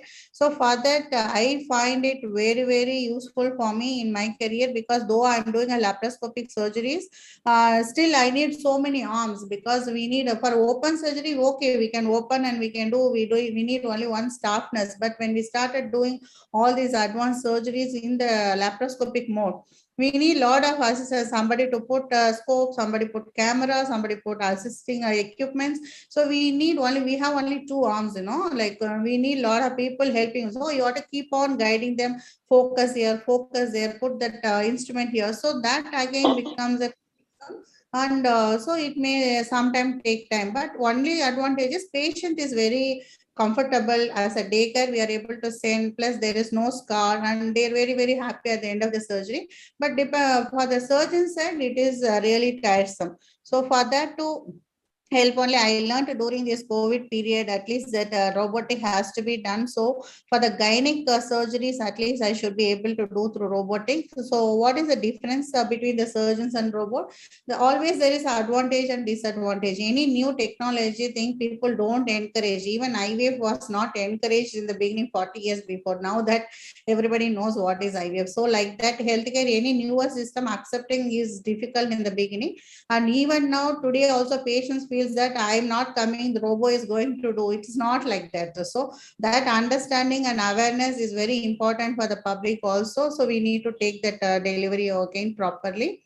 And surgeons, because our advantages we see, we feel, and then hand-eye coordination will be there, our movements and the palpation, all that advantages are there. Again, when we age, when we become experienced, we are very better in surgery, but that time we catch up on tremors, fatigues, and all the age related illnesses. So that time we need some assistance. But robotics, again, they can have a repeatedly do the same procedure again and again. It can be trained and fed. And then there is a stability is there. They have a lot of sensors. They can definitely pick up things. And then only drawback here is in Indian scenario where patient has to pay from their own pocket, not like insurance covered. And we are fighting with insurance also to understand laparoscopy. They're able to cover. When you write a robotic, they're not covered. So it is again minimally invasive. We have to write. So they have to understand this is again reducing the complication, reducing the cost, reducing the time stay in the hospital. The insurance has to understand that, but still anything they are saying it is like a luxury cosmetic, they are not accepting it. So again, our Indian scenario, we need to fight for that. But it is quite expensive to the hospital also, but volume is there, then it can be done in the same rates. And again, it is a large, you need a larger theater. These are the small things are there that disadvantages are there. If you see, this is how our setup will be there. So if you see here is the console, that is called a surgeon's console, where we used to sit and then operate. We have hand control and we have a foot control at the bottom, and we can use all the cautery, coagulation, all the arms. I can manage 4 to 5 arms at the same time. Here is a patient cart where the patient is put in and the position, and then equipment is brought in and set up everything. I do everything setting up first and put a ports, everything, and then I go to console and start. So it is not that a surgeon is not going to be there. Ultimately, we need our brain to work. So this is all physical help will be there. And again, it is a monitor card where we will be able to see everything. The advantages are the 3D vision. What we see everywhere, like 2D and 3D, lot of difference is there. 3D vision where we are able to see properly, and then I can manipulate my camera where I want to see. I can like open surgery, I can manipulate my camera, see, and then operate. That is so that I don't need to tell my assistant, okay, focus here, focus there, so that it's always that difficulty will be there. Again, dexterity is a very important in robotic, where arms can only twist to one angle, but there are pelvic surgeries alone. They are very deep structures and very complicated in a cancer surgeries. We need to really go into the layers and do. For that, we definitely need this advantage. Again, intuitive motions are very, very helpful. That is why I like this unit. And then if you see that other advantages, like for gynec surgeries, we definitely need this dexterity. And then there is a mechanism where we inject the HCG. There are some chemicals when we inject, we can trace the ureter. A lot of complications happens when you damage the adjacent vessels or ureter like that. We can identify those structures properly, even though we are not able to palpate, we will be able to see and then do that. So if you see that here, that is, I just want to quickly forward because we don't have time. Anyway, that is not coming now. So advantages for the patients is very important for any robotic or any healthcare innovation. It gives us smaller scars and very short hospitalization and lower risk of side effects and faster recovery. And our patients' testimony, let us see, just quickly morning they come, such a major surgery from the theater recovery, they come, sit up and get up. Doctor, did you do the surgery? That kind of a pain relief is there because of the mechanism of the port and the manipulation of the instruments in such a way that there's no extra pressure is kept. Like manually when we do, we can keep a lot of pressure without our knowledge when we are tired, but this can manage the pressures and all those things. That port side pain also is not there, and again less blood loss and blood transfusions, and they quickly can go back to their routines. So those are the routine advantages are there. And then if you see for the limitations and disadvantages, like there's no haptic feedback. That is only thing we feel. Otherwise, resource limitation, again, not all the hospitals can equip this thing and then provide the service. When you have a multiple departments, multiple surgeons, they can share so that the hospital also can manage to provide for us, and then the cost can be shared among us. And then again, applications, if you take from the cardiac to fertility, like head to foot, any organ nowadays, you can use a robotic to make. Even our hospital transplants they are doing. Previously, such a big scar they used to have from top to bottom for the transplant. Now we are seeing in the donor at least, okay, recipient, they are diseased and they are suffering and they need life-saving organ transplant. This cosmetic may not be a big help for them, but for the donor who are already having so much of intention, young people who are the family members, just because they want to give that, that itself is a good thing. We are promoting organ donation so much, but at least one simple thing we can give them is a quick recovery and a faster. They don't need to have a bigger scars. Like when the women comes with a big scar during the marriage and after pregnancy and delivery, it looks really odd for them. So those are the places it really helps them to get the things correctly, and cosmetically we can do it using the robotic. Again, the patient selection is simple. Not everybody can be pushed into every new technology. When is required, who is required, younger and complicated surgeries where we can save their life, those are the situations we definitely use. Again, it depends on a lot of factors. The surgical success, not only the healthcare innovations or robotics, it is all depends on a lot of other factors. And there are certain risks will be there, like when you don't have the knowledge or do it any day using the technology properly, you can in a pelvic surgeries, at least you can do a ureter injury, vaginal injury, bladder injuries, like adjacent structures, you can still do that. So you should be very careful and trained. This is with this slide, why I'm putting is you should know that the market where hysterectomy is the highest numbers are done in the in the gynec segment, gynec department. If you go anywhere in the world, the hysterectomy is the common surgery done. So when they are comparing with this open and robotic surgeries, so much of cost reduction happened, complications are reduced, and so it really added a lot of benefit by adding robotic surgeries. And 1 second.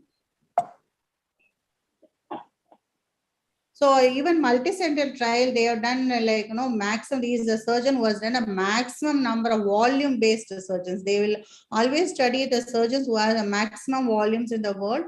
Even he has studied using all the open, laparoscopic or vaginal, all modes of surgeries, and they found it definitely robotic assisted surgeries had less complications and less hospital stay for the patients. So thereby we can definitely reduce the cost. Even in India, if you say there is a national survey, health survey is there, where the maximum number of patients are undergoing the hysterectomy. Even Indian scenario, mainly for the rural, low educated population are going through a lot of hysterectomies. If you go through the Andhra border, if you can see, every woman undergoes the hysterectomy at a very younger age. Even the national channels are forecasting all those things. But If you do it with the complication, women is very important for a family and the nation. Again, when they are sick at the younger age, 30, 35 years, if they go through the hysterectomy with the complications, they will never become normal and they won't be able to do day-to-day work and they are not able to earn for their lives also.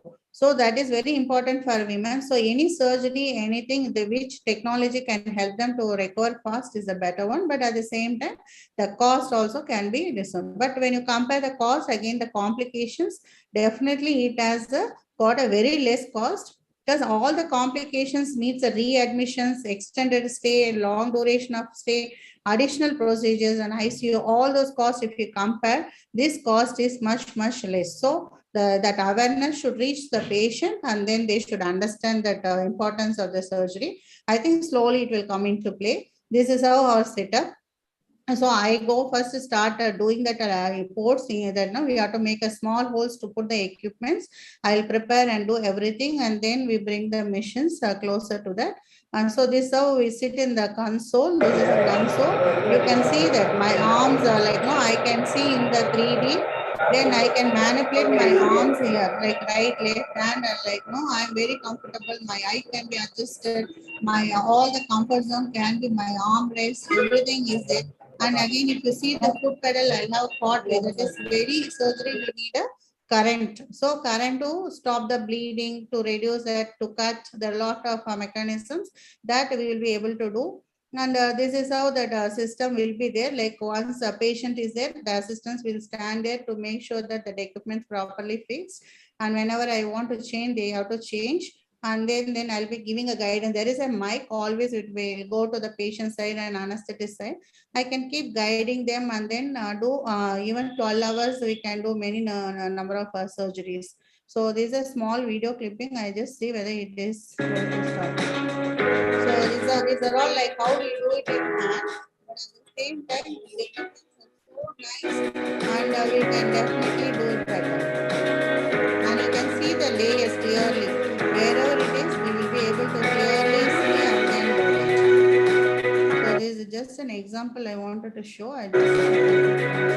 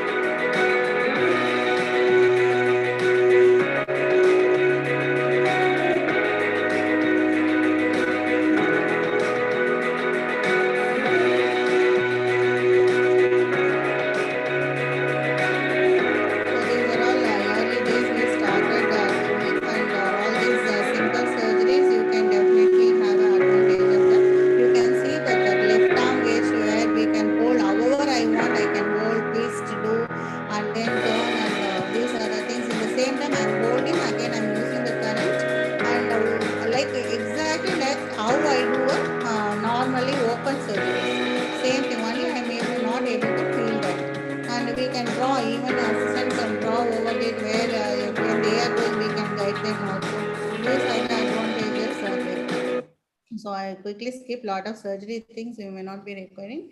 So again, the industrial robotic market, we should know like, no, a lot of scope is there in the robotics and this itself new for us. The last 2-3 years when we are studying, I went to Amrita, I went to Narayan, a lot of hospitals I went and saw like how they're really using it. Many hospitals they're purchasing, they're not able to use it because of the two reasons. One is that the patients are not able to understand and then the cost factor is coming up, but the cost is just 20,000-30,000 additional.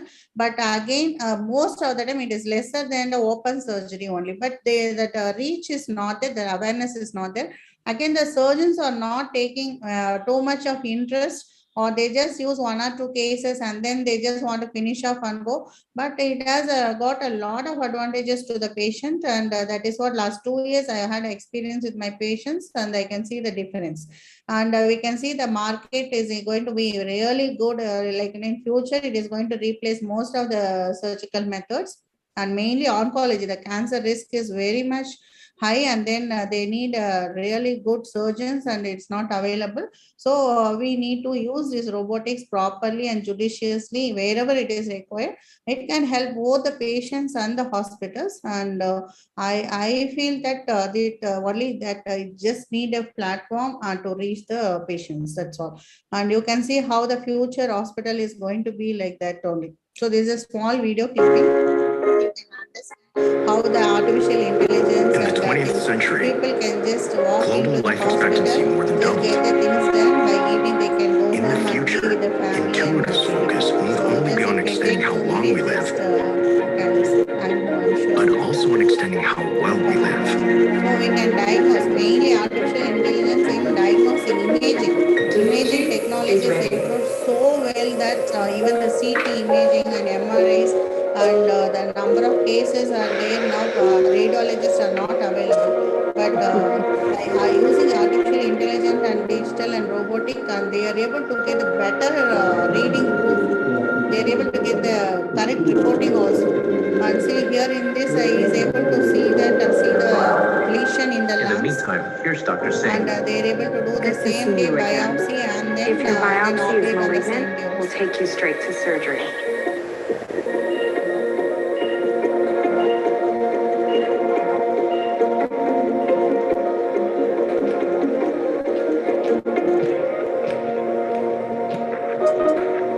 Lung adenocarcinoma confirmed. Confirming Jack-Su's nodule is malignant. OR number 9 is being gripped. I'd like 3 additions to my case cart: the fluorescent scope, imaging agents, and the microstapler. Confirmed.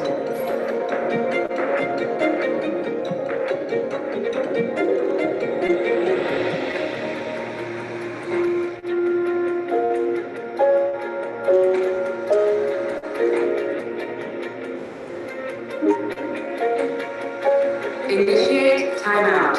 The patient is Jack-Su, who is having a right upper robotic assisted segmentectomy. Everyone ready? Project thoracic visualization.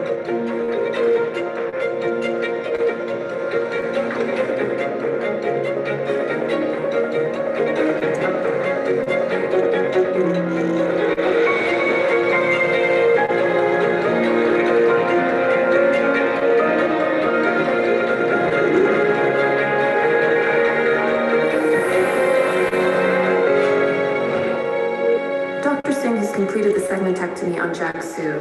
Thank you, everyone. Great job. This is how it is going to be in future, whether we need or not needed, it is going to happen.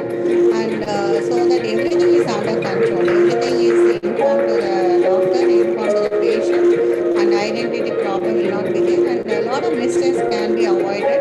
And this is going to be the future, and I'm sure the patients will definitely, any healthcare innovation should help the patients to get better. It is my pleasure to introduce Dr. Amara. So that is how I felt like no, robotic is definitely in need of the hour, and we should learn and use it where it is required. And it has a definite role for at least our department patients with the complex surgeries and malignancies. And again, the women, when the men has a problem, whole family sit in the hospital and stay for 10 days. Also, they'll always say, doctor, can we stay another 4 days and take him like that? When women comes, doctor, when do you discharge? There is a, we have to go. My daughter has to go to the school, and like, even planning the surgery, the patients will be having so much of pain and bleeding. People always concerned about their other things, where the mother has to be there at home, and they cannot live for a day also. So in that kind of a situation, wherever it is, whether you are developed, you have hundreds of business you do, still you need to do all those things. So we need to give the women a better outcome, very day. And that is where I felt that I need to learn that to send them home very fast, so they can enjoy their days at home and still continue to do their work. So that is how it is. And I'm sure I would have given some inputs where the robotics really has a role. And in future, people need to learn a lot of technology advantage. And definitely healthcare has a lot of areas where people can help. That is the only thing I would like to say. And thank you so much for the patient listening. Again, I'm very sorry for the initial clinches, and I'm sure I would have given up and and now we made it. No, ma'am, really, it is a wonderful session and insight to us, ma'am. Really, because we know very well, even in ICU, we cannot go inside. So such a kind of an operation theater, we never would have seen like this. So it's a very great insight, and we could connect the medical field along with the robotics. Excellent explanation. Thank you so much, ma'am. Thank you, Ma. Can I stop share now? Thank you, everyone. Thank you for the organizing team. Thank you. Thank you so much, ma'am. Thank you. Ma'am, I want to tell one thing, ma'am. God is just, the doctor is just equivalent to God, ma'am. You have proved it, ma'am, and you stay blessed, and we all pray for your good health, ma'am. Really, ma'am. Mind-blowing and amazing videos, ma'am. Really, ma'am. Tears is coming for your great performance in medicine. We are really amazed, ma'am. And I really bless that India should get proud because of you, ma'am. Excellent, ma'am. Really excellent, ma'am. Yes, ma'am. God is above all. We just have instruments under him. We are also one of the robot for him. So, but we have to correctly use our technology and brains. So I'm very happy to be part of this, and thank you, all the best. Thank you, ma'am. Thank you for the wonderful session. Thank you. Anyone wants to ask any questions or? Well, simply we are all sitting astonishedly like a new baby. இந்த தமிழ்ல சொல்லுவாங்கல்ல இந்த குழந்தை வந்து மிட்டாய் கடையை பாக்குற மாதிரி I think for everyone it is a new to us. Yeah, that is what that awareness is not there, but that is how that everyone wants to have it. Yeah, so people has to get that benefit. Only the government and other people have to support. Then all these things can reach out to our public, every public. Even the government hospitals now they initiated and they got a lot of robotics this year. Romanandurandal, they got a lot of robotics. Only the doctors has to use it for the public to give that advantage. And again, the doctors take a lot of time to learn the technology. You know, you would have seen today, like, no, when I change my system and presentation, again, it's not happening, but we need to have a time. We don't have time. We don't come early and check all those things. So that is there. So like that, so many things are there. So doctors, I think in future, I think the people are more tech savvy and they will learn better and they'll do it. Okay. Thank you. Thank you. Okay, thank you. Thank you so much. Thank you, ma'am, and all the expert speakers in the panel discussion for sharing your expertise in the field of digitalization that has ignited the radiance of knowledge to all of us. And I request all the expert speakers to kindly log off. Thank you very much all for the great knowledge that you have shared.